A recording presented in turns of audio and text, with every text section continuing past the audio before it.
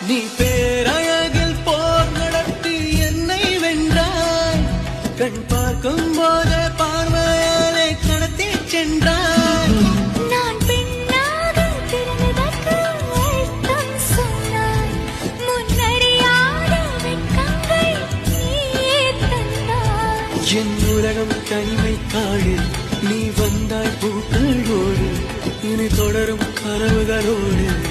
பெண்ணே பெண்ணே நீ இல்லை என்றால் என்னாவே? நெருப்போடு வெந்தே மண்ணாவே. உன் பேரை சொல்லும் போதே உள் நெஞ்சில் கொண்டாட்டம்.